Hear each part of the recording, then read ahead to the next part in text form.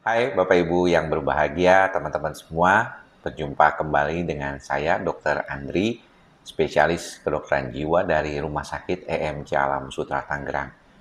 Pada kesempatan kali ini saya ingin sedikit berbincang, mungkin agak panjang, berkaitan dengan mengukur kesembuhan pasien gangguan cemas, termasuk diantaranya yang mengalami gejala-gejala psikosomatik.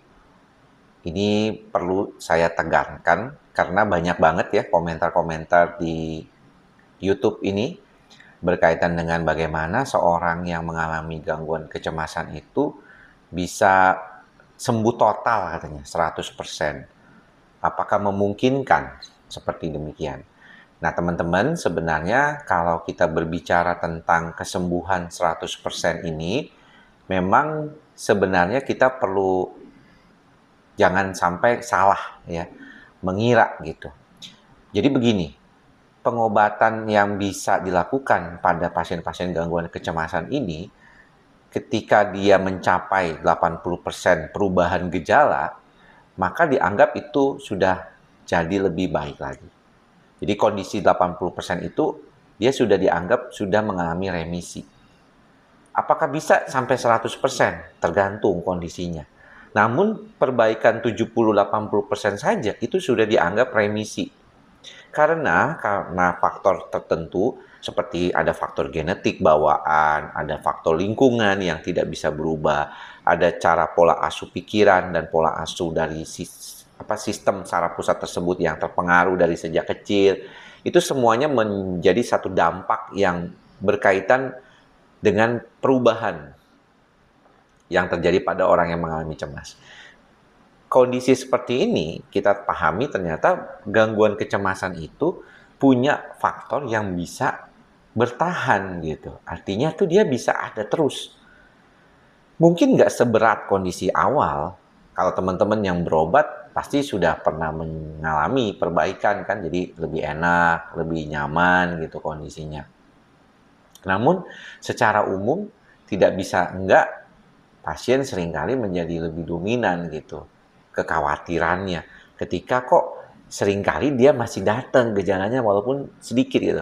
Dan kita tahu ya pasien cemas itu kan sangat fokus gitu dengan apa yang dia rasakan gitu ya. Sekecil apapun gejalanya kadang-kadang membuat perasaan si pasien menjadi tidak nyaman. Nah inilah teman-teman yang seringkali menjadi kekhawatiran dan bertanya di dalam hati, mengapa ini nggak bisa sembuh nih? Waduh, kayaknya kalau misalnya kondisi seperti ini repot juga nih. Sampai kapan saya harus makan obat? Nah, ini penting nih kembali ke kondisi pengobatan. Ketika 80% sembuh atau gejala membaik, si pasien biasanya disuruh atau diminta untuk mempertahankan dosis itu 3 bulan minimal. Pada banyak kasus ya. Kemudian setelah 3 bulan, si pasien boleh menurunkan dosisnya. Ya, si dokter biasanya akan mencoba dari frekuensi, misalnya dari 3 kali jadi 2 kali, dari 2 kali jadi 1 kali, atau turun dosis 0,5 mg jadi 0,25 atau 0,125, 50 jadi 25, 10 jadi 5 mili gitu. Itu biasanya terjadi tuh proses itu. Dan ketika sudah bisa menurunkan dosis, maka makin lama makin diturunkan. Ya, minggu per minggu, biasanya 2 minggu sekali atau bulan setiap bulannya. Nah, setelah akhirnya mencapai suatu proses yang stabil, setelah itu kemudian boleh lepas obat. Ketika lepas obat, si pasien ini sebenarnya sejak penurunan dosis itu diperhatikan apakah ada gejala kambuh. Kalau gejalanya kambuh, maka dia minta untuk balik kembali ke pengobatan yang sebelumnya gitu. Jadi nggak bertahan terus-terusan nih di sini, tapi dia disuruh minta untuk kembali lagi ke proses sebelumnya.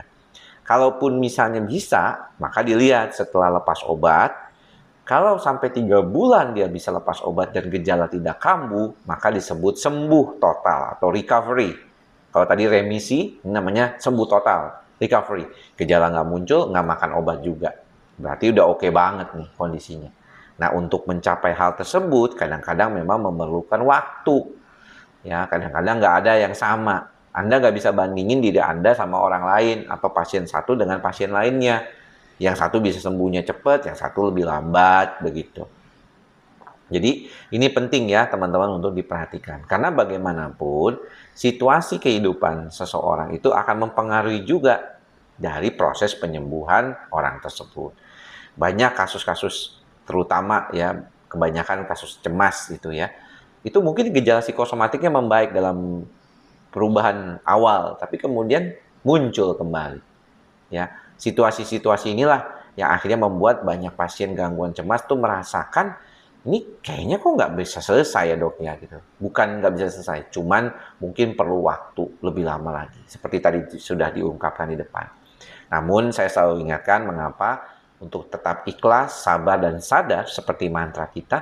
Kenapa? Karena itulah yang membantu proses tenang di amigdala kita, di sistem otak tengah kita, otak yang sifatnya primitif sebenarnya, yaitu otak yang sudah berkembang dari sejak zaman dulu, dimiliki juga oleh binatang sebagai respon untuk adaptasi fight and flight response.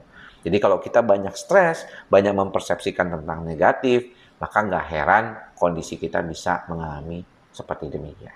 Mudah-mudahan penjelasan saya ini bermanfaat ya buat teman-teman semua. Dan sampai bertemu lagi di lain kesempatan. Semoga semua makhluk berbahagia. Salam ikhlas, sabar, dan sadar. Salam sehat jiwa. Bye-bye.